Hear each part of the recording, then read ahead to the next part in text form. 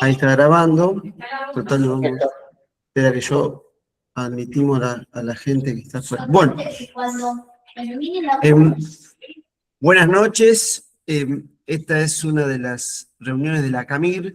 Para los que no conocen, la CAMIR es la Asociación Civil Argentina de Medicina Intervencionista Regenerativa, que es una asociación joven que intenta agrupar, por cuestiones académicas principalmente, a los médicos que nos gusta esta parte de la medicina. Es una asociación transdisciplinaria que agrupa médicos de distintas especialidades, fisiatras, clínicos, médicos de familia, médicos especialistas en imágenes, anestesiólogos, traumatólogos y todos aquellos que quieran aprender y dedicarse a esta rama de la medicina. Y en esta oportunidad vamos a presentar a un referente nacional y yo diría ya internacional en medicina regenerativa, el doctor Gastón Andrés Topol. Yo a Gastón lo conocí hace muchos años atrás, yo tenía 30 y él tenía 36, para que se hagan una idea, en el Hospital Provincial de Rosario, y él fue el que trajo la proloterapia a la Argentina. Se formó en Texas, si me equivoco en algo me corregí, Gastón.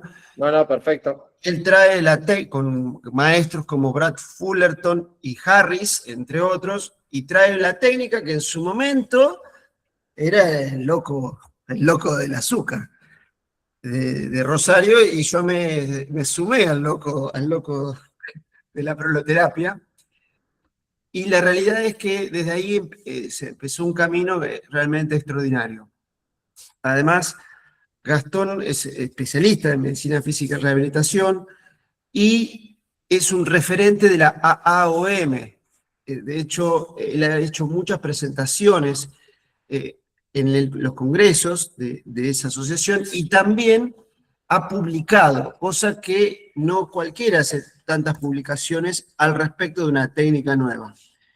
Así que hay mucho más para decir, pero sin más los dejo con Gastón, que nos va a hablar de hidrodisección dentro de si se puede incluir la hidrodisección dentro de las inyecciones de terapias regenerativas. Bueno, gracias Emilio por la presentación y felicitaciones por seguir promoviendo esto que vos decís, ¿no? Que nos apasiona tanto, que son todas las terapias regenerativas y ayudar a tantos pacientes con dolor crónico. Así que bueno, te agradezco a vos y obviamente a toda la comisión directiva de ACAMIR. Vos recién, Emilio, leías muy bien el título de la charla, y la pregunta es si realmente podemos incluir a la hidrodisección, tanto de nervios como de fascias, dentro de las terapias regenerativas, y la respuesta es definitivamente sí. Y yo me animo a decir que hoy, en mi práctica diaria, a la gran mayoría de los pacientes que le hago terapias regenerativas, llámese proloterapia, plasma rico en plaquetas o células madres, incluyo dentro del mismo procedimiento a la hidrodisección de fascias y nervios. Y vamos a ir hablando a lo largo de la charla cuáles son los ejemplos, y dejé un buen espacio para el final para preguntas y respuestas que seguramente van a surgir. Lo primero que vamos a definir es qué es la hidrodisección de nervios.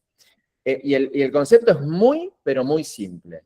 Se puede definir a la hidrodisección de nervios como una técnica que, como su nombre lo dice, consiste en inyectar un fluido de baja presión con el objetivo de separar los nervios del tejido conectivo que lo rodea. Entonces acá estamos ya explicando que cuando hay un nervio que está comprimido por el tejido conectivo, fundamentalmente fascia, esta técnica es de muchísima utilidad.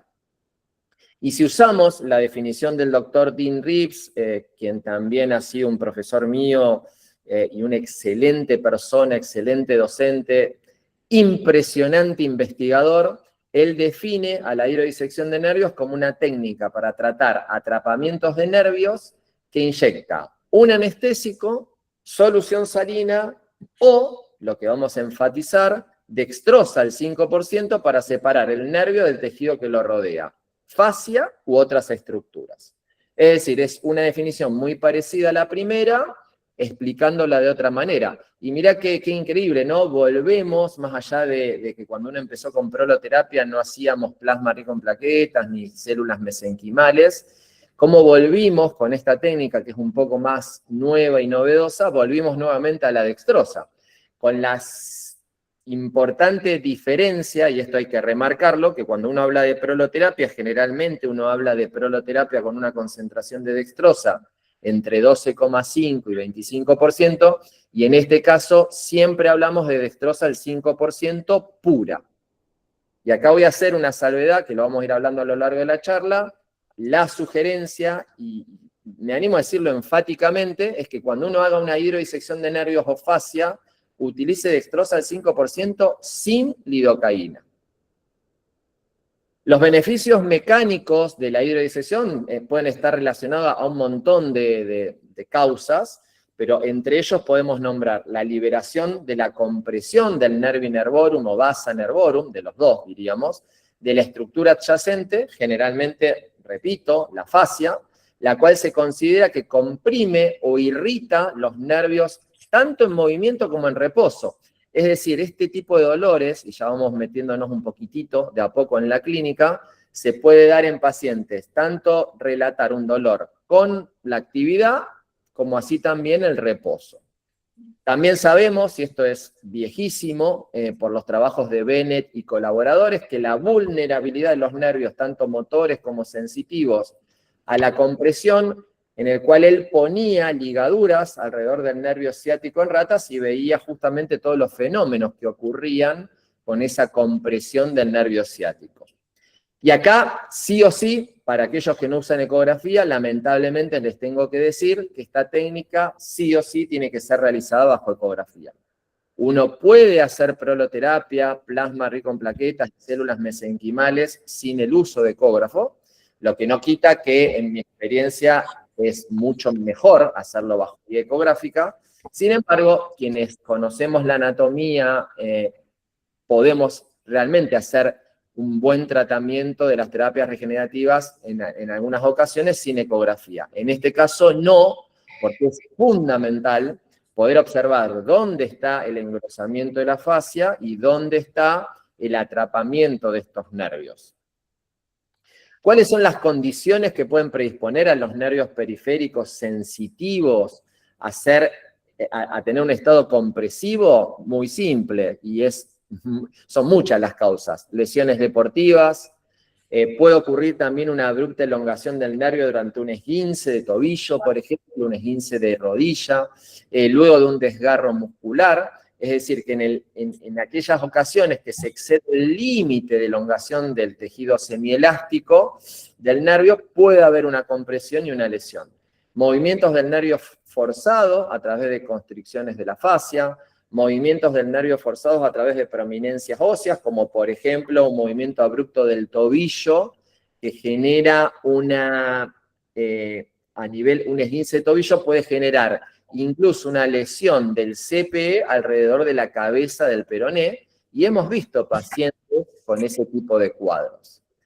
Otras condiciones que pueden predisponer a los nervios periféricos sensitivos a ser comprimidos pueden ser osteofitos, que alteran el curso de un nervio, sirviendo como un punto de fricción, reducción de la flexibilidad en áreas de degeneración de tejidos blandos que alteren el movimiento libre de los nervios en una determinada área. Esto lo ven mucho los terapistas manuales, cómo se puede comprimir distintos nervios en distintas áreas.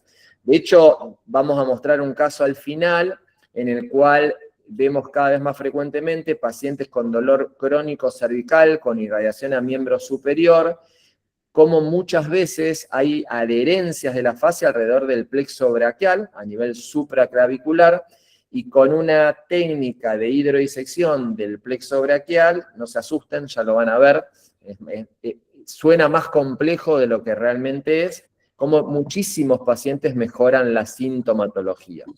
Bueno, puede haber sensibilización de nervios en áreas de tendinosis o ligamentosis. El ejemplo más concreto acá es la muchas veces mal llamada tendinitis de la pata de ganso, en realidad la mayoría de las veces no es un problema del tendón, del conjunto que forma la pata de ganso, sino adherencias de la fascia de los nervios geniculares mediales inferiores, y eso se da muy frecuentemente en pacientes con artrosis, fundamentalmente mujeres, en las cuales es extremadamente frecuente que uno palpa toda la zona de la pata de ganso y la paciente tiene dolor. Bueno, busquen estas adherencias de fascias de estos nervios geniculares. Pero bueno, se puede dar después de una fractura, después de una cirugía, sensibilización central o periférica, ya dijimos lesión por elongación de nervios, incluso durante una cirugía. Esto lo vemos frecuentemente postoperatorios de artroplastías de cadera, contusiones directas sobre un nervio o traumatismo con edema del nervio, cambios en la marcha, nosotros que hacemos rehabilitación, pacientes que tienen una marcha alterada, ya sea por artrosis, ya sea por una lesión neurológica, ya sea por un postoperatorio, generalmente vemos estas irritaciones de estos nervios en donde se encuentra un engrosamiento de la fascia alrededor de estos nervios. Y obviamente, bueno, volvemos a nombrar la cirugía, fibrosis postquirúrgica o postfractura que alteran el curso del nervio. Todos los que están acá muy probablemente manejen muy bien lo que es el síndrome de dolor miofacial, y acá vamos nuevamente a remarcar que, me animo a decir, en mucho más del 90% de los pacientes con dolor miofacial crónico cervical o lumbar, más allá de la importancia, ¿no?, de hacer facetas, de hacer ligamentos, de hacer las inserciones suboccipitales, en el área lumbar de hacer el ligamento iliolumbar, más allá de las terapias regenerativas que hacemos ahí, en la enorme mayoría de los pacientes, como les decía anteriormente, encontramos adherencias de fascias, y alrededor, o mejor dicho, entre las adherencias de las fascias encontramos la compresión de pequeños vasos y nervios que generan dolor, y liberando con dextrosa al 5% esas fascias, los pacientes mejoran notablemente. Datos entonces importantes a tener en cuenta: tenemos que saber identificar el nervio patológico. Esto requiere un poco más de entrenamiento que lo que es, por ejemplo, identificar una lesión de un tendón, porque si bien hay nervios que son muy fáciles de ver, como por ejemplo el nervio mediano, o el nervio ciático, o el nervio cubital, o el nervio ciático popliteo externo, muchos de estos nervios, sobre todo en lo que hablábamos antes del dolor miofacial, son muy pero muy pequeños. Y ahí el tip que ustedes pueden tener es muy simple: es ver la arteriola que late alrededor del nervio, y siempre que quieran buscar un nervio muy pequeño, busquen el vaso. Acá el tip que les voy a dejar, que es un error muy frecuente de médicos con poca experiencia en ecografía, es que sin querer comprimen demasiado el traductor, y eso al mismo tiempo comprime estos pequeños vasos, razón por la cual no lo van a ver. Por eso la importancia de no generar una compresión en la piel importante al realizar ecografía, porque se van a perder de ver un montón de estructuras que no las verían si hicieran la compresión de ese tejido. Cuando uno habla de un nervio patológico, ese nervio va a estar edematizado, sobre todo cuando lo comparamos con el contralateral. Incluso podemos medir, que hoy cualquier ecógrafo te mide el llamado en inglés CSA, que lo van a ver en muchos trabajos publicados, que es el tamaño, el cross-sectional del nervio. En muchos casos puede ser el doble, el triple del tamaño, comparándolo con el lado sano. E incluso, y esto también lo vamos a ver, sobre todo ya estamos hablando en nervios más grandes, por ejemplo el mediano o el ciático, como incluso se ve a veces un fascículo del nervio, o algunos fascículos del nervio, más edematizado, más hipoecoico, más anecoico, mayor al resto de los fascículos del mismo nervio. Esto es clave realmente para poder visualizarlo bajo ecografía. Acá, otro tip que le voy a dar es que cuando ustedes palpan esa zona que ustedes ven, acá pueden, en realidad pueden hacer dos formas. Por ejemplo, si hay médicos que hacen fundamentalmente imagen y les falta clínica, cuando ustedes vean ese nervio que les llama la atención, compriman manualmente con su dedo esa zona y el paciente va a referir que les duele y la mayoría de los pacientes va a referir que ese dolor es un dolor familiar del día a día.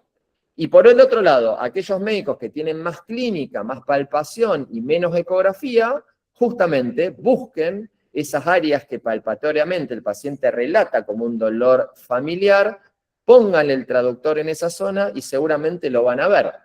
Y si no, les tiro un tercer tip, que es, yo trabajo mucho con kinesiólogos, y me gusta que el kinesiólogo, el kinesiólogo en realidad o kinesióloga lo trabaja el paciente a veces diariamente, a veces 2 veces por semana, 3, 4, 2, no importa. Pero ven a los pacientes muchísimo más frecuente que nosotros. Entonces, muchas veces vienen los kinesiólogos y me dicen, mirá Gastón, mejoró notablemente el dolor miofacial en distintas áreas, pero hay 2 o 3 áreas que me cuesta mucho manualmente aflojar.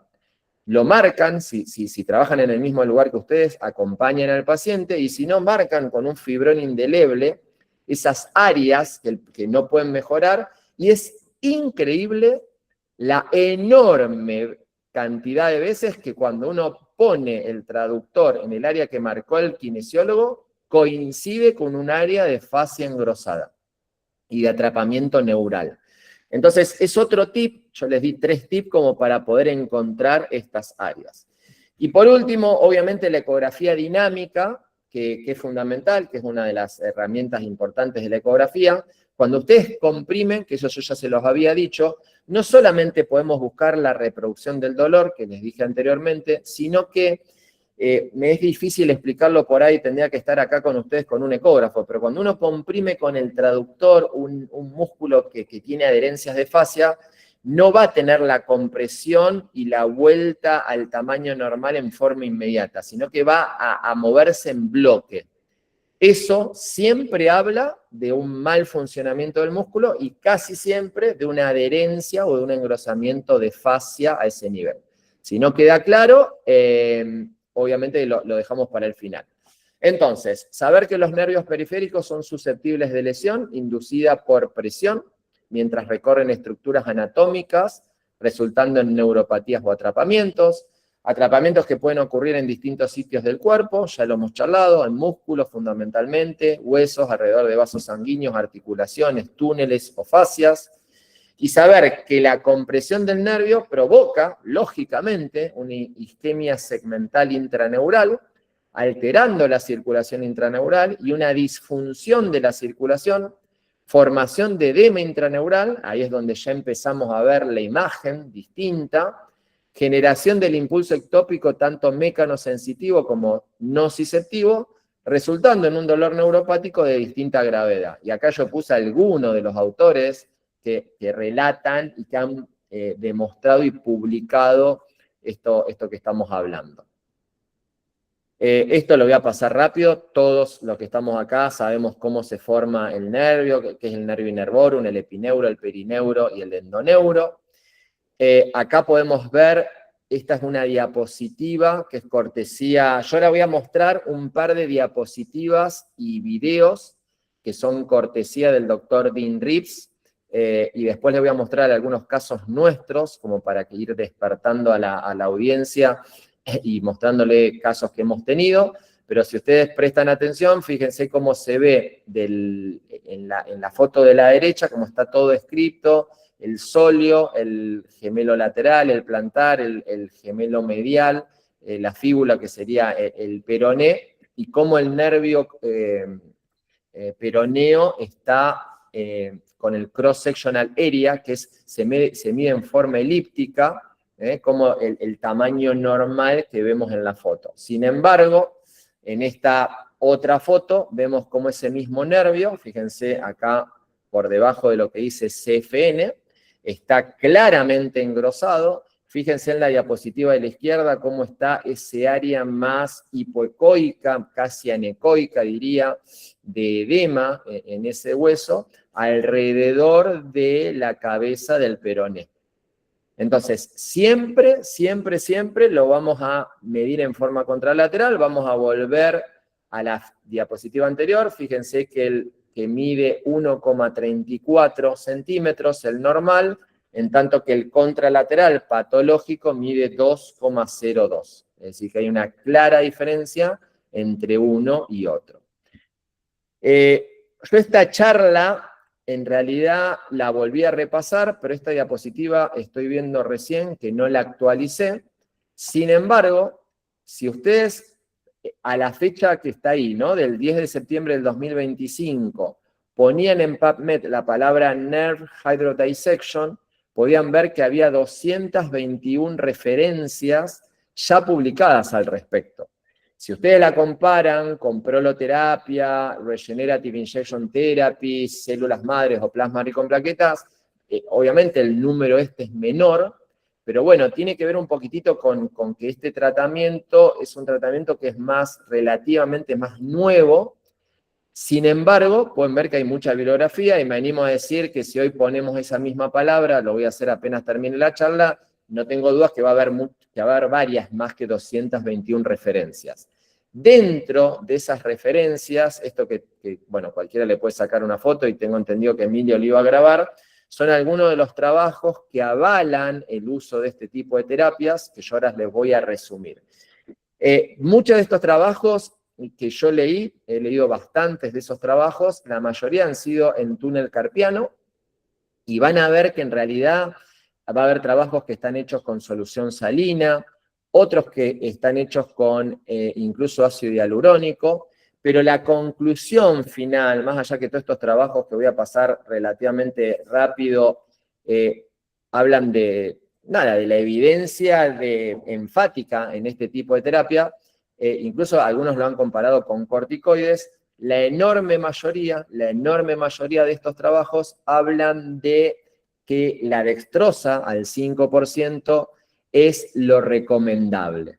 Y esto tiene que ver con varios motivos. Si vamos a la parte fisiológica, bueno, algunos autores hablan del bloqueo del canal TRBP1, que muchos que los que hacen terapia neural y el PIT, el Perineural Injection Therapy, siempre nos hablan. Hablan también de que estos nervios entran en glicopenia, y entonces una de las razones por las cuales la dextrosa al 5% es eficaz es que corregiría esa glicopenia. Yo creo que, y en base a mi experiencia, que ya llevo varios años realizando esto, el principal alivio que genera este tipo de terapias es justamente el sacar la compresión del nervio. Y eso en realidad uno lo puede hacer con cualquier fluido. Sin embargo, vuelvo a recomendar la dextrosa al 5%, no solamente por estas causas que estamos acá viendo de algunos autores, sino fundamentalmente porque no he visto en mi vida, en más de miles de procedimientos, ningún tipo de efecto adverso con dextrosa y menos al 5%. No hay riesgo de nada. Acá, cuando ahora hablemos de los riesgos de esta técnica, vamos a ver que tiene que ver con la técnica y la aguja, pero no con lo que se inyecta. Por eso mi enfática énfasis es en hacer con dextrosa al 5%, sin siquiera agregar lidocaína. ¿Por qué? Porque cuando uno hace esto de forma correcta, yo les puedo asegurar que es muy, pero muy, pero muy tolerable por los pacientes. Y no hay ningún tipo de cambio en cuanto a la tolerabilidad de los pacientes si agregamos lidocaína, y por el contrario, puede haber algunos riesgos utilizando lidocaína. ¿Se puede incluir al trabajo de la doctora Smigel dentro de la hidrodisección de fascias y nervios? Y según como lo miremos, sí. Este es un trabajo que hizo la doctora Lisa Smigel, que es una médica también fisiatra de Hawái, una de las discípulas del doctor John Liftock de Nueva Zelanda, que se lo considera el padre de la terapia PIT. Ella lo que hizo es inyectar en forma caudal, en el espacio justamente epidural caudal, dextrosa al 5% para pacientes con canal estrecho y radiculopatías. Ella comenzó inyectando 10 centímetros cúbicos y en muchos casos luego fue cambiando e inyectando 20 centímetros cúbicos de dextrosa al 5%, mostrando beneficios clínicos en cuanto a la claudicación de la marcha y a la sintomatología en pacientes, repito, con canal estrecho y radiculopatías. Acá vemos qué es lo que nosotros hacemos cuando hay un atrapamiento del nervio. Es fundamental liberar la fascia por encima y por debajo del nervio, remarcar que no me meto en el nervio, sino que me meto justamente entre el nervio y la fascia. Y obviamente que cuando uno habla de riesgos, todo procedimiento invasivo, aunque esto es mini invasivo, tiene sus riesgos. Entonces, ¿cuáles serían los riesgos de la hidrodisección de nervios y fascia? Justamente el riesgo de inyectar el nervio, pero también el riesgo de inyectar una vena o una arteria. Como estamos inyectando dextrosa al 5%, si hacemos una inyección intravenosa o intraarterial de dextrosa al 5%, sabemos que no vamos a tener complicaciones, pero no queremos justamente dañar con la aguja el nervio y la arteria. De hecho, un trabajo muy grande de Zheng y sus colaboradores sugirió que el daño al nervio es muy infrecuente, y esto es verdad, debido a la arquitectura polifascicular del nervio periférico y al tejido conectivo que lo forma. Miren, yo les cuento una anécdota de ser docente en workshops. Una vez veo a un médico haciendo bajo ecografía esta técnica y sin querer, por no visualizarlo, por mal pulso, por lo que le quieran llamar, quizás fue una combinación de ambos, el médico toca, yo justo lo estaba viendo, fue muy rápido, toca el nervio con la aguja. Y el nervio literalmente se escapó de la aguja. ¿Por qué? Por este tejido conectivo que lo envuelve.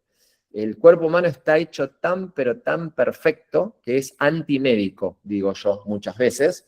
Se defiende del error médico, que justamente, no sé si saben, hay un trabajo en 2016 publicado, ahora no me acuerdo en qué revista importante, que remarca que la tercera causa de muerte en el mundo es el error médico. Sin embargo, en esto el nervio se defiende. Entonces, ¿cómo podemos hacer para no inyectar el nervio? Bueno, varias formas. Primero, saber la anatomía, saber identificar el nervio en la ecografía. Y segundo, utilizar una aguja finita. Nosotros usamos para esto siempre las agujas 27G, del largo que requiera a donde queremos llegar. Y la otra clave es ir despacio. Si ustedes van muy despacio avanzando por el tejido y tocan sin querer un nervio, el nervio es difícil que entren con la aguja, con estas agujas de este diámetro, en el nervio. En tanto, si yo entro súper rápido, voy a poder penetrar el nervio y ni hablar lo puedo dañar. Entonces, estos son uno de los tips para no generar este riesgo. Por eso, como les decía anteriormente, el conocimiento preciso de la anatomía, saber qué es lo que quiero buscar, saber interpretar la ecografía y obviamente la técnica precisa son fundamentales para evitar este riesgo. También se aconseja, eso yo ya se los dije 2 o 3 veces a lo largo de esta charla, no utilizar anestésicos por el riesgo de toxicidad y porque si uno inyecta un anestésico alrededor de un nervio, podemos generar momentáneamente, pero es una complicación que no es linda, por más que sea momentánea, esa anestesia del nervio, ni hablar si están trabajando al lado del nervio motor. Por eso es que no se recomienda el uso de lidocaína en esta técnica. Acá vamos a ver un video del doctor Dean Reeves y Stanley Lamb, en el cual están haciendo una hidrodisección fíjense cómo el nervio peroneo y al lado el cutáneo, el sural cutáneo lateral, como si ustedes prestan atención, en donde están las flechas son los nervios y acá se está inyectando por debajo de esos nervios. Mi sugerencia, y lo digo con todo respeto hacia ambos médicos del video, es que cuando uno vaya a inyectar, no usen el Doppler al mismo tiempo, el color Doppler. ¿Por qué? Porque pasa justamente esto. Entonces se empieza a confundir dónde está la arteria con el líquido que ustedes inyectan. Mi sugerencia es, Usen el Doppler color al principio, porque eso le va a permitir estar seguros de dónde están los vasos, y como les decía anteriormente, no solamente dónde están los vasos, sino que a veces en nervios mucho más pequeños, que no es el caso de este video, la única forma de identificar el nervio es justamente viendo los vasos alrededor. Pero una vez que ustedes lo identifiquen, el consejo es que corten el Doppler para que no se les confunda, ¿sí? Fíjense acá otro ejemplo del nervio mediano. Miren cómo se ve muy bien el nervio mediano, que ahí está señalándolo, y el doctor, acá en este caso Stanley Lamb, cómo empieza a disecar por encima del nervio mediano. Fíjense qué engrosada está la fascia alrededor de ese nervio. Lo importante acá es justamente no tocar. Miren, ahí se mete y empieza a liberar por encima el nervio mediano, ¿sí? Vuelvo a repetir, mi sugerencia es que una vez que lo identificaron, saquen el Doppler y miren ahí cómo se liberó tanto arriba como abajo el nervio mediano.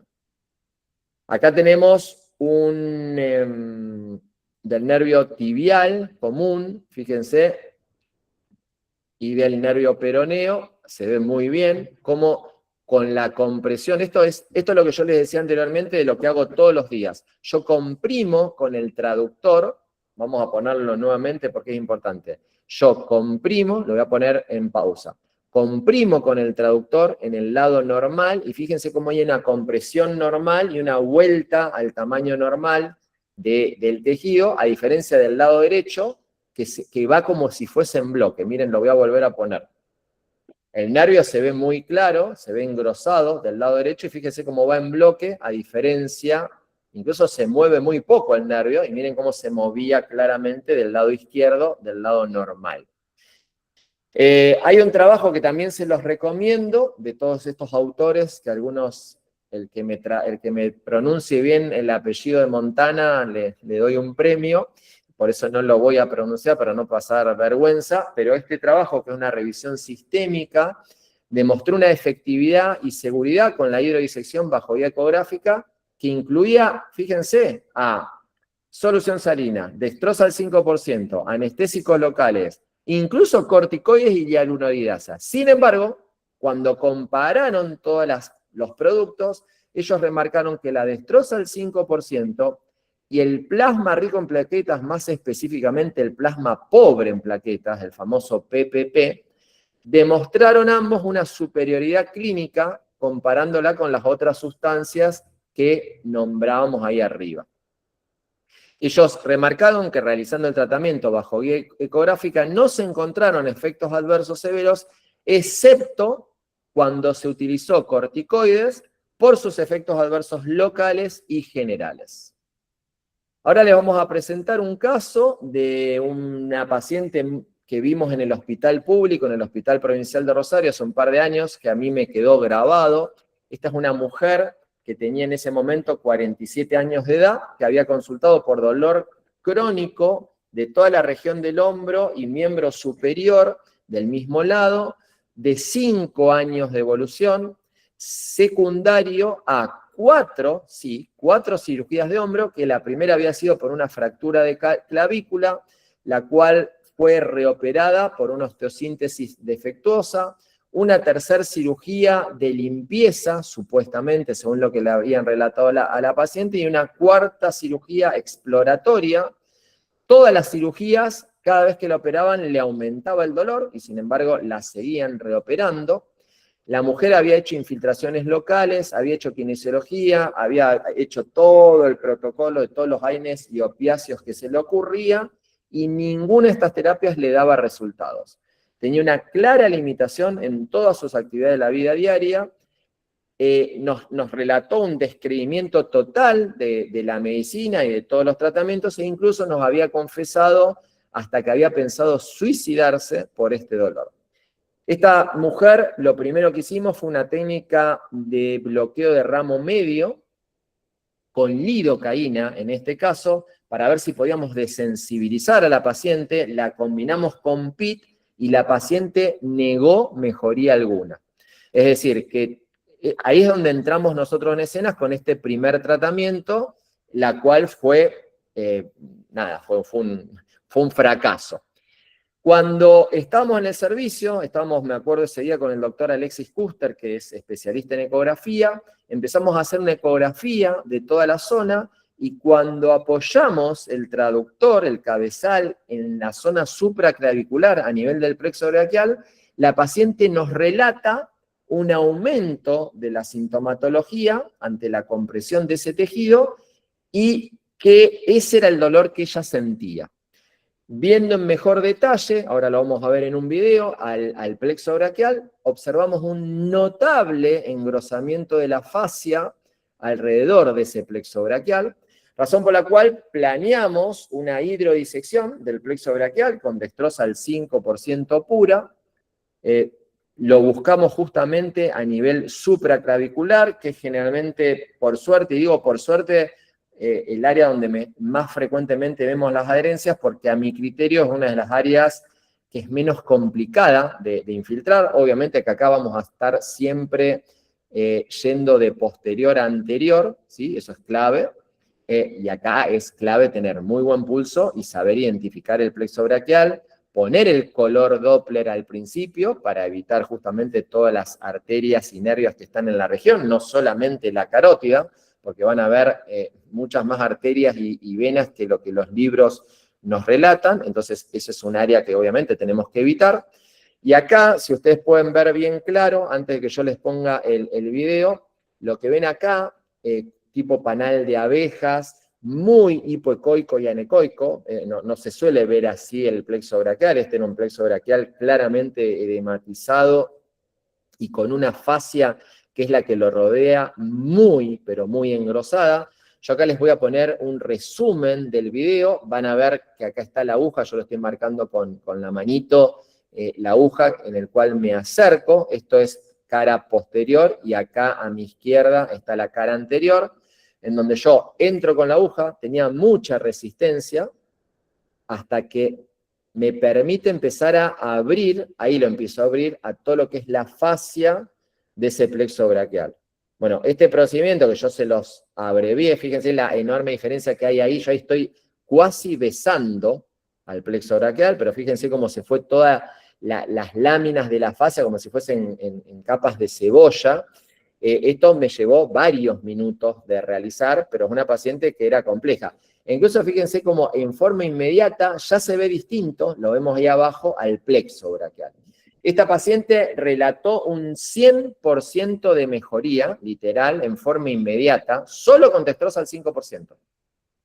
Le tuvimos que repetir este procedimiento entre 3, porque esto fue hace un par de años, creo que 3 veces, ahora no estoy seguro si no fueron 4, y el resultado final, habiéndole evaluado a la paciente muchos años después de haber terminado el tratamiento, ella nos refería entre un 75 y un 80% de mejoría final con el resultado. Estaba muy contenta, porque estamos hablando de una paciente con un dolor severo de 10 de 10, el cual alteraba todas las actividades de la vida diaria. Y fíjense cómo fue con algo tan, pero tan simple como una infiltración de dextrosa al 5%. Este es otro ejemplo, este caso ya lo hizo el doctor Kuster, en cómo hacemos nosotros el nervio mediano. Fíjense, ahí está el nervio mediano identificado, muy engrosado, y cómo lo liberamos, tanto por arriba, en la foto, en el video de arriba, como por debajo, en el video de abajo. Así es como nos queda el nervio mediano cuando lo hacemos. Acá hay que remarcar que el nervio mediano no solamente se puede atrapar en el túnel del carpo, hay que hacer todo un seguimiento ecográfico, clínico, a lo largo de todo el nervio, y es muchas veces cuando vemos que hay adherencias de las fascias del nervio mediano a nivel del antebrazo, fundamentalmente desde el pronador redondo hasta la muñeca. Por eso es importante ir evaluando, repito, ecográfica y clínicamente, e hidrodisecando el nervio mediano en donde haya una compresión. Esto, bueno, son ejemplos de algunos. La idea era dar una charla que cumplí bastante bien con el tiempo, un poquito más de media hora, que era lo que me había planteado, como para que queden unos 15 minutos para tener un ida y vuelta de preguntas y nada, todo lo que quieran preguntarme. Así que bueno, muchas gracias por estar hoy un lunes a esta hora. Eso es Rosario, ahí está el Monumento a la Bandera, y nosotros tenemos ahí la Clínica Dharma literalmente a media cuadra, ahí donde está la flechita, y tenemos el privilegio de estar en una zona muy, pero muy linda de Rosario y de Argentina. Bueno, Acá, muy bueno, estamos en tiempo. Acá ya están escribiendo preguntas. perfecto. Antes las preguntas, ahora en PubMed hay, ahí lo busqué, ¿cuánto está? 289 resultados. Bueno, fíjate que había, Emilio, 221 hace un año, cómo aumentó casi un 30%, y sí, más o menos, casi un 30%, Sí. Y va a seguir habiendo cada vez más, sin dudas. porque encima es una técnica linda y Es entretenida, sin muy riesgo. entretenida, muy entretenida, muy, Se tiene todas las características. Es elegante, podríamos decir. también. Y a la gente le gusta, ¿viste? Porque vienen de la inyección común y después cuando uno empieza a despegar, lo ven en la pantalla, quedan fascinados. Absolutamente. Bueno, acá, verás, vamos a ver qué hay preguntas escritas. Yo la tarde. Ahí está, bueno. Juanito, ¿cada cuánto se aplica el tratamiento? Excelente pregunta, porque es algo que no está todavía del todo consensuado, pero yo les voy a dar, a ver, cuando uno va a la OMS, que vos recién, antes del principio, nombrabas, que es una de las sociedades, a mi criterio, madres, por así llamarlos, en todo lo que es terapias regenerativas, van a encontrar médicos que hacen esto semanalmente y médicos como yo, que solemos citar a los pacientes a las 4 semanas. ¿Por qué yo lo cito a las 4 semanas? Bueno, fundamentalmente por 2 motivos. Uno es porque en mi experiencia en general, con hacerlo cada 4 semanas es suficiente. El hacerlo semanalmente a mí se me complica por mi carga de turnos. Yo tendría una complicación de poder verlo a la semana. Y al mismo tiempo también tengamos en cuenta el paciente, que lo vamos a pinchar otra vez, el costo para el paciente. Pero no habría, en este caso, una contraindicación médica en que si lo requiere, hacerlo a la semana. Porque no es, a ver, yo siempre digo lo mismo, en donde yo considero que es iatrogénico, y acá el otro día me agarré en un congreso de traumatólogos con esto, y se lo dije delante de todos, yo considero que es iatrogénico, por ejemplo, si yo tengo un paciente con una ruptura parcial de un Aquiles, de un supraespinoso, hacerle terapias regenerativas semanalmente, porque todo lo que queremos empezar a formar lo vamos a romper. Ahora, en esto que es una compresión de la fascia, no habría una contraindicación, pero yo lo hago una vez por mes. Y por supuesto, perdón, va a haber casos que no hay que repetirlo, es increíble. O sea, hay casos que no tengo que repetírselo, pues lo veo al mes, el paciente está sin el síntoma, no está más la compresión y anda muy bien, y en ese caso no se repite. Claro. Acá Juanito también pregunta, ¿qué volumen usaste en el plexo? Perfecto. En plexo braquial, en general, en un paciente así, uso 10 centímetros cúbicos. 5 por encima y 5 por debajo. Si querés me adelanto, alguna pregunta que puede estar, yo no las estoy viendo, pero por ejemplo, acá sí hago una salvedad. En túnel carpiano van a ver, y lo voy a decir con muchísimo respeto, porque me genera mucho respeto el doctor Stanley Lamb, en el cual él publica que muchas veces a nivel del túnel carpiano inyecta 10 centímetros cúbicos. Yo no recomiendo, bajo ningún concepto, inyectar 10 centímetros cúbicos en el túnel del carpo, porque hasta puede haber un riesgo de compresión y de isquemia por tanto volumen en un espacio tan pequeño. Y en mi experiencia en el túnel carpiano, y te tiro lo que más usé, 4, máximo 5 cc, y la mayoría de las veces con 2 o 3 cc logro liberar por arriba y por debajo el nervio mediano. Entonces, El volumen va a depender del área. Yo, por ejemplo, en una región cervical, en la cual muchas veces hago una liberación de las adherencias de fascia del angular del omóplato, del trapecio, de toda la parte suboccipital, a veces uso 30 centímetros cúbicos de destrozal 5, pero no los estoy colocando en un área que tiene un límite de expansión y estamos hablando de un área grande. Por eso, todo va a depender de qué área estemos hablando. Áreas como el túnel carpiano, que inyecto 3 cc o 4, a áreas completas cervical o lumbar, en el cual podemos inyectar el volumen que quieran. Sí, sí, me ha pasado en el túnel carpiano haber inyectado más fluido y que eso le genera mucha molestia. Pará, ¿y no te pasó, Emilio, qué es lo que a mí me pasó? Yo mi primer hidrodisección de nervio mediano, siguiendo lo que hacía Stanley Lamb, empecé a ver literalmente un bubón tan grande, cuando ya había llegado a los 5 cc, que me asustó. Y dije, ¿para qué tanto? Porque cuando yo lo veía en la ecografía, veía que ya estaba liberado. Entonces, también está esa parte. Lo que no quita que a veces nervios medianos que veo comprimidos desde el pronador redondo para abajo, a veces sí uso 10 cc en total, pero en todo el recorrido del nervio.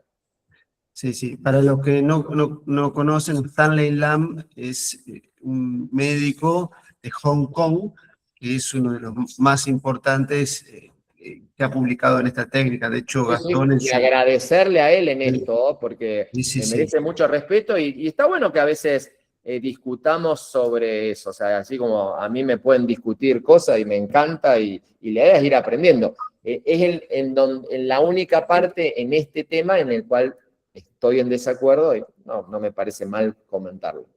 Oye, Stanley es un personaje porque se inyectaba él solo en los workshops para mostrar. Sí. Sí. Tal cual. Muy bien, acá Noelia Grana, Qué grande, conocida de la Noelia. familia, Hola, Noelia. pregunta, entonces, ¿cuándo usamos plasma, sería el plasma pobre, en vez de dextrosa? Básicamente. Respuesta fácil. Sí. La respuesta es la siguiente. Si yo tengo un paciente que es solamente, le voy a hacer hidrodisección de fascia y nervio, que hay casos, por ejemplo, un nervio mediano, un plexo braquial, siempre empiezo por destrozal 5, siempre, y si la respuesta es pobre, paso a plasma. Ahora, si por otro lado yo tengo un paciente, por ejemplo, que yo tengo que hacerle, vamos a un paciente de todos los días, con artrosis de rodilla, con mucho de dolor neural en la pata de ganso, y yo preparo el plasma, aprovecho y preparo el sobrante del PPP, y entonces hago todo en el mismo acto, ¿se entiende? Es decir, aprovecho el PPP y no empecé por destroza, pero porque ya lo tenía preparado y porque no me aumenta el costo del procedimiento. Entonces, siempre destroza el 5%, excepto cuando ya lo tenés preparado al PPP o que la respuesta es pobre. Bien. Muy bien. Dice Javier Solís Herrera. Bueno, ¿hay alguna forma de evaluar cambios físicos en los tejidos tratados, como la elastografía o algo así? Buena pregunta. Físicos podemos, es muy amplia. Por ejemplo, un cambio físico es esto que hablábamos antes, es decir, cuando yo comprimo, algo básico, para el que no tiene elastografía, y ahora voy a la elastografía, cuando ustedes comprimen con el traductor, con el cabezal, es notable la diferencia que van a ver en un paciente con patología de adherencia de fascias y o nervios, a medida que uno va tratándolos, cómo empieza a responder, como veíamos en un video, a la compresión y a la vuelta al tamaño normal. Eso es un cambio físico. Ahora, si vamos a la elastografía yo creo que es el futuro de muchas de estas terapias, no solo en hidrodisección, sino también en regenerativo. El problema con la elastografía es, yo tuve un ecógrafo, ahora cambié de ecógrafo, que tenía un elastógrafo cualitativo. Y el elastógrafo cualitativo, que es distinto al cuantitativo, tiene un margen de error operador dependiente notable. Razón por la cual la interpretación es muy difícil cuando es cualitativo. Ahora, Para aquellos que no es mi caso, que tengan un elastógrafo cuantitativo, seguro que hay cambios, seguramente los pueden ver, pero no les puedo hablar mucho de eso porque mi única experiencia fue con elastografía, repito, cualitativa, en la cual les voy a ser honesto, casi que no lo usaba porque comprimía un poquitito más, un poquitito menos, ponía un poco más angulado el traductor y me daba un valor totalmente diferente. Siendo el mismo operador, razón por la cual lo dejé de usar. Bueno, acá el doctor Hernán Flores dice, por ahí hay un error de tipeo, ¿estabilizas entesopatías en caso de detectarlas? Y dice, y terapia multimodal con kinesioterapia. Yo no estoy entendiendo bien la pregunta. Si no, Hernán, estás ahí.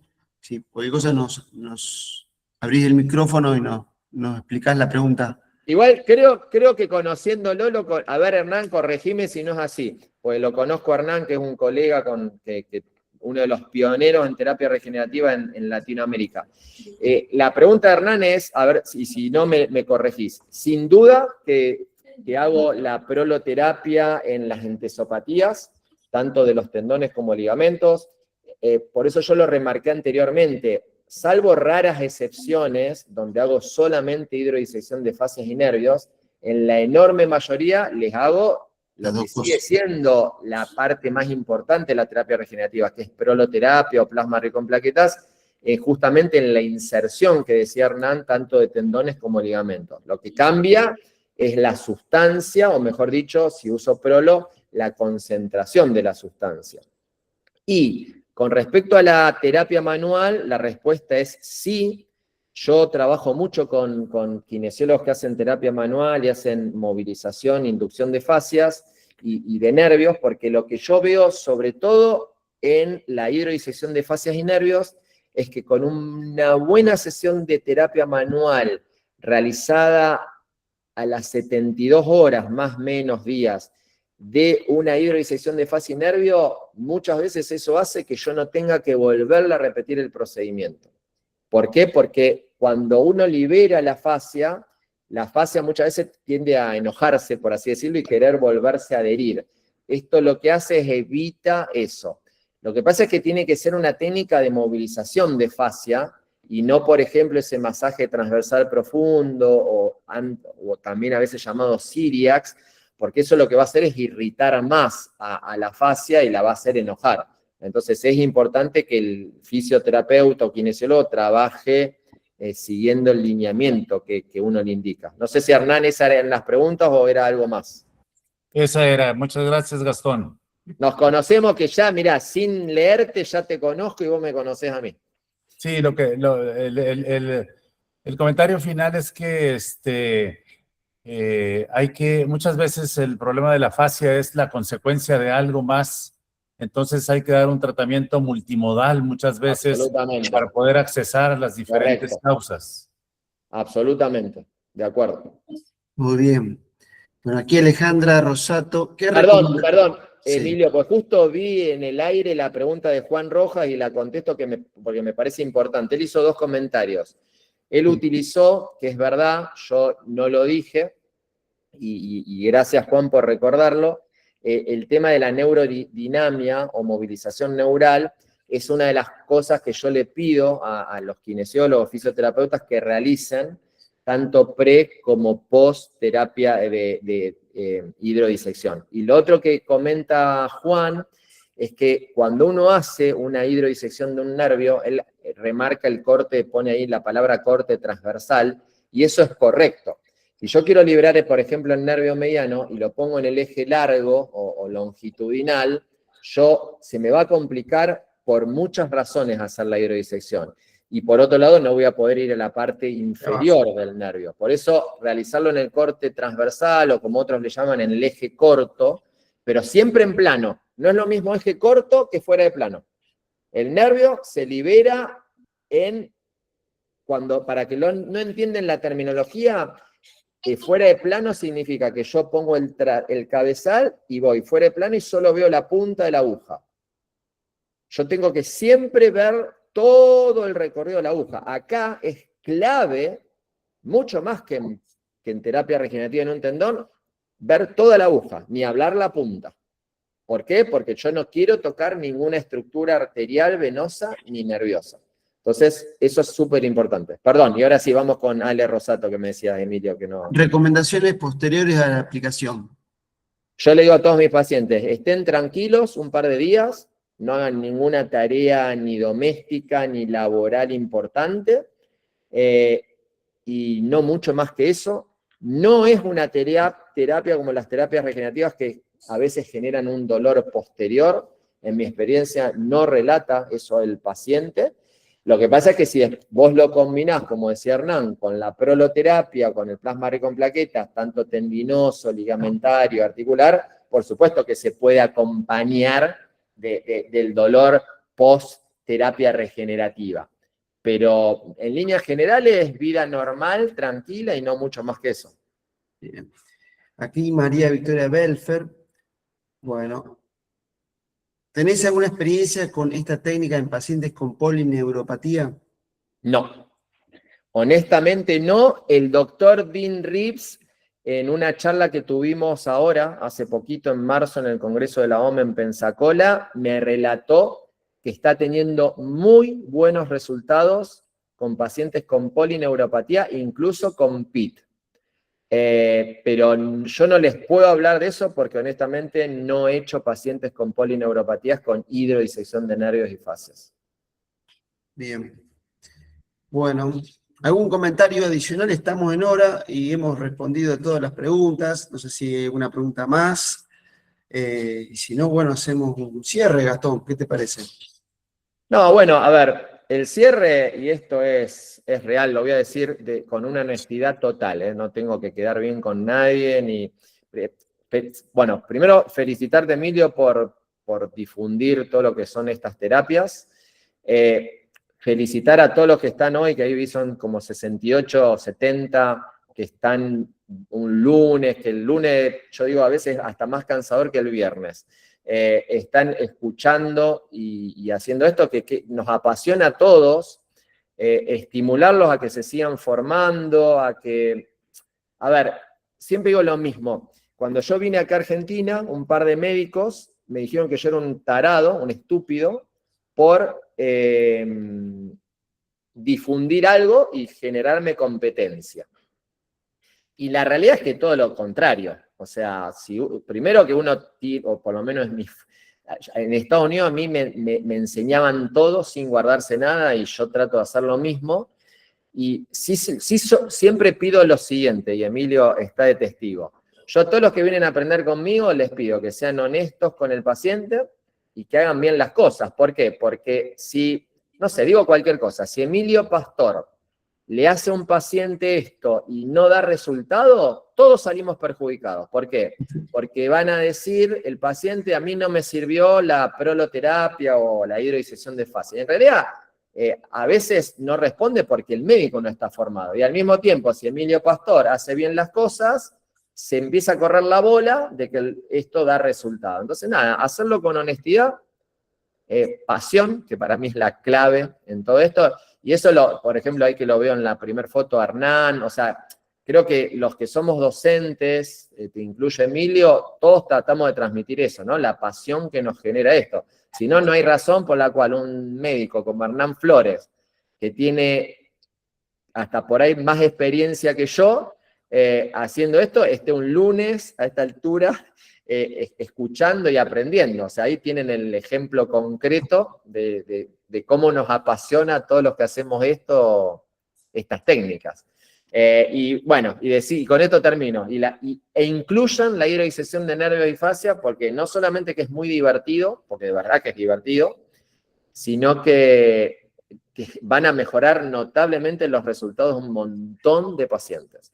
No es una terapia que compite, al contrario, yo sigo siendo, mi primer amor es la proloterapia y va a ser el amor de mi vida en medicina, por encima de todo, ¿no? Del plasma rico en plaqueta, de las células mesenquimales, independientemente que yo haga eso, e independientemente que yo le incluya esto, o sea, sigue siendo la base la proloterapia.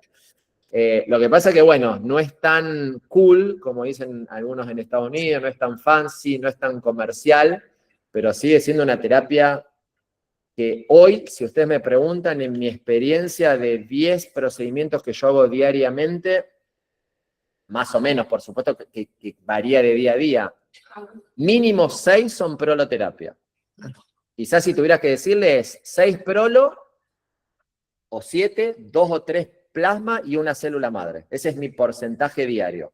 Con esto les demuestro que los resultados son notables. Y no soy estúpido, yo hago más plata con células madre que con proloterapia. Sin embargo, uso mucho más proloterapia porque el resultado es muy bueno. Hay pacientes que hay que ir por otras técnicas, por distintos motivos, y vamos por lo otro. Pero bueno, ya me recontrapasé, me copé y hablé de más. Bueno, no estuvo de más. Sí, el concepto es que hay que formarse. Yo me acuerdo cuando fui a aprender ahí, te pregunté, Gastón, yo tenía 30 años, sos un poco mayor que yo, éramos dos pibes, y te digo, yo quiero aprender a hacer proloterapia. Y vos que me dijiste, podés venir, pero tenés que hacer los cursos, con eso no alcanza. Entonces ¿yo qué hice? Hice los cursos. Obvio. A ver, y para que no se malinterprete, los cursos, cuando uno dice los cursos, no es para ganar plata uno, es porque me ha pasado muchísimas veces de médicos que creen que porque vienen a ver 2, 3 días conmigo, 5 días, van a aprender todo.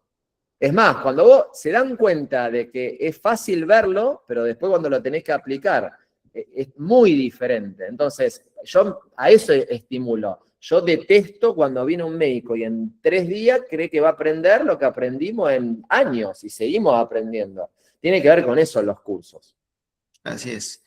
Bueno, muy bien, entonces aquí está Guillermina Dubusco, agradeciéndote por compartir, Alejandra también, Fernando Holguín también, y bueno, yo también. Así que bueno, te agradecemos la charla y hasta una nueva edición dentro de un mes. Creemos que tenemos a Alexis Kuster en estas ediciones. El próximo mes, buenísimo. Eso sería para septiembre, y en octubre posiblemente Noelia Grana, que está ahí escuchando. Así que bueno, hasta la próxima entonces. Gracias a todos y todas. Nos vemos.